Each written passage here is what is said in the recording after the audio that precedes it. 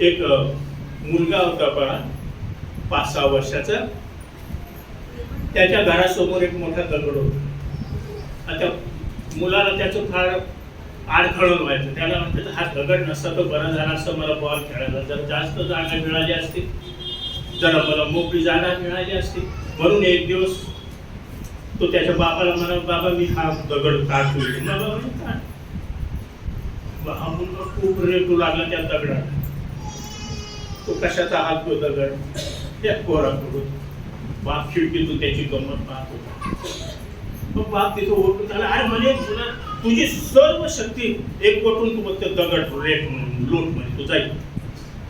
हा मुलगा आणखीनच प्रयत्न करू लागला. बाप तिकडून आणखी ओरडून सांगतो, अरे तुझी सर्व शक्ती लाव.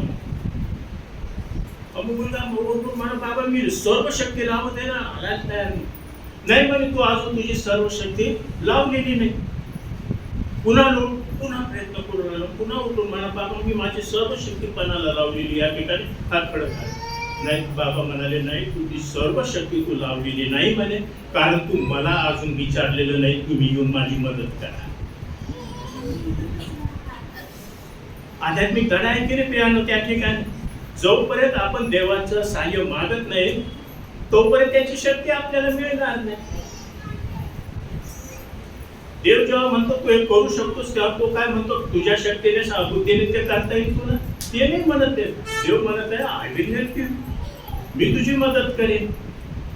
जसं त्या बापाने सांगितलं तू तुझी सर्व शक्ती वापरलेली नाही म्हणे, कारण तू मला अजून बोलावलं नाही तुझी मदत करायसाठी. प्रियानो, let us ask God to help us. देवाचं सामर्थ्य आपल्याला मिळावं म्हणून आपण त्याच्या समोर येईन आणि नम्र होऊन जाऊ. ख्रिस्ती जीवन हे मनुष्याच्या सामर्थ्याने शक्तीने जगता येत नाही. लिहून घ्या, शास्त्रामध्ये सत्य ते माझं. पवित्र आत्मा कशासाठी दिलेला आहे मंडळी ख्रिस्ती विश्वासणाऱ्यांना? ते तशा प्रकारचं उच्च प्रतीचं पवित्र अशा प्रकारचं जीवन जगण्यासाठी, हे जगिक जीवन जगण्यासाठी पवित्र आत्मा देण्यात आलेला नाही. ही पेंटिकॉस्टल पॉवर जी आहे ती विश्वासणाऱ्यांना अशा रीतीने ज्या पापापासून देवाने त्यांना सोडवलेलं आहे त्या जीवनामध्ये, पवित्रतेच्या जीवनामध्ये त्याला जगता यावं यासाठी पवित्र आत्मा दिलेला आहे. एका देवाच्या सेवकाने म्हटलेलं आहे की त्याच्यासाठीच त्याला पवित्र आत्मा म्हटलेला आहे. पवित्र आत्मा विश्वासणाऱ्यांच्या हृदयामध्ये कार्य करून त्यांना शक्ती देतो, त्यांना शहाणपण देतो, त्यांना मार्गदर्शन करतो. तो त्यांच्या सोबत राहतो. येशूने योहानाच्या सुवर्तमानामध्ये शिक्षण देत असताना काय सांगितलं की मी तुम्हाला दुसरा सत्याचा आत्मा कैवारी पाठवतो. कशासाठी? तुमच्या बरोबर असण्यासाठी.